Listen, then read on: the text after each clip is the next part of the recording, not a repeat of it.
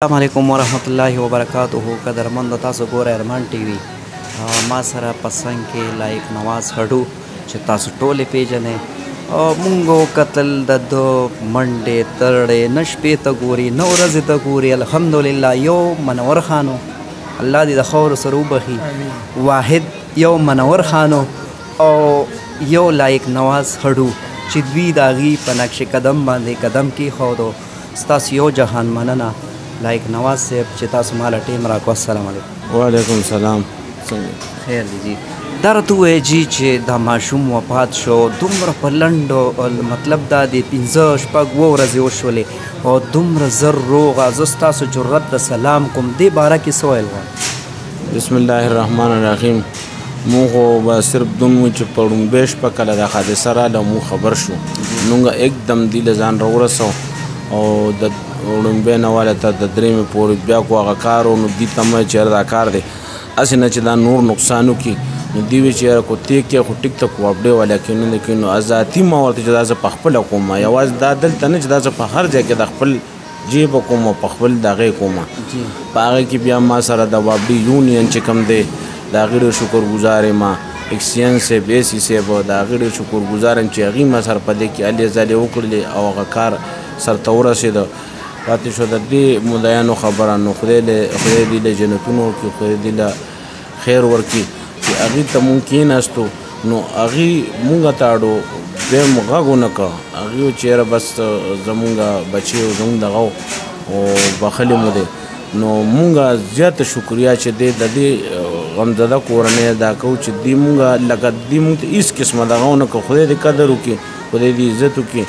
نو زه دا هر چا ته زه یم چې د دې شکریا مونږ څنګه ادا کړو. یوازې دا نه چې د لنډۍ شا کې دا د لنډۍ شا کو هر سړی دی نو ډېر ښه خلک یې دی، ډېر پښتانه خلک یې دی، یو تړی دی یو دغی دی. نو په دې وجه دوی ته سلام کوم او دوی ته زه خراج تقسیم پیش کوم چې دا واحد دا ابروز ما د بجلی دا کار کو. ما سره په دې ملک 200-300 کسان به ګرځېدل او په خپله به یې کار کو. نو دا په ټولو علاقو کې زه کار کوم، خو څوک هم داسې په اتفاق نه چې څونه دا کلې په اتفاق روزو. نو هغه دغه چې کوم دی نو هغه پکې وروسته هغه هم راغی. هغې کې چې موږ کېناستو نو هغې موږ ته هېڅ قسمه څه دغه ونه کړه. فی سبیل الله چې کوم دی نو هغې وبخښه.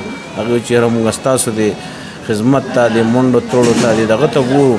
نو بس مونږ خپل ماشوم بخلی دی. نو مونږ د دې ډېره شکریا ادا کوو، ډېره مننه. ډېره شکریا لایق نواز هډو صاحب. قدرمند تاسو وګورئ که نه د دوی د کومې منډې ترړې چې دي نه شپې ته ګوري نه ورځې ته ګوري. نو مونږ تاسو له پکار دي چې داسې مسلې راځي لایق نواز هډو صاحب ته اږدو انشاءالله چې دا مسلې به اواریږي. ظاهر شاه صاحب چې کومه واقعه 115 ورځې مخکې وړاندې راغلې وه، تاسو شاټونه وکتل په 5 تاریخ باندې. نو د هغې په هکله به د دوی سره یو 2-3 خبرې کوو. السلام علیکم. وعلیکم السلام جی ورحمۃ اللہ وبرکاتہ. جی هغه دا سوله وشوله الحمدلله. ډېر مشران راغلي وو د کلي چې داسې مشران وي. نو زه دوی ته سلام کوم چې هېڅکله به هم بیا په دې کې څوک ګوتې متې نه وي، خو چې داسې مشران ژوندي وي. دې باره کې څه ویل؟ انشاءالله ما چې څومره غازینامې په تحصیل کاټلن کې وکړې جی دا تحقیق نیوز والا څومره چینل چې دي دا کم میډیا والا چې دي جی الحمدلله دې ټولو ته پته ده. ما سره خپل یو رجسټر دی او په هغې کې زه انټري کوم باقاعده. جی تقریبا 494 غازینامې ما د تحصیل کاټلن تحصیل تخبایه د ضلع مردان په حواله باندې کړي دي. اوسه پورې 302 324 ورسره چې کوم دی نو د زنانه او 100 بل څه دا ټولې دې کې راځي. او الحمدلله زما میشن دا دی کوم ځای کې چاته تکلیف وي دوی د مهرباني کوي مونږ ته د وینا کوي، مونږ ته د راځي. زیاتره د جایدادونو مسلې دي مونږ ته او نوجوان نسل چې کوم دی دا کم طرف ته روان دی د دغه په وجه باندې موبایلو په وجه باندې د ټیک ټاکو په وجه باندې دا کم چې دوی کشران دي نه پوهېږي. نو الله رب العالمین دې د دوی پوهه نصیب وګرځي او د کم خاندان ته د دوی د مور او پلار ته زما سلام دی، د دوی زړونو ته زما سلام دی. فواد ګل صاحب سپورټون چې کوم دی هغوی هم الحمدلله مونږ ته تسلي راکړې ده. مونږ چې کوم دی نو راته ویلي چې مولوي صاحب تاسو څه وکړو. د بل خاندان ما ته وایي چې مولوي صاحب والله زما په نیمه ګنټه نه لګېدلې، ماشاءالله نیمه ګنټه زما په دې روغه نه ده لګېدلې.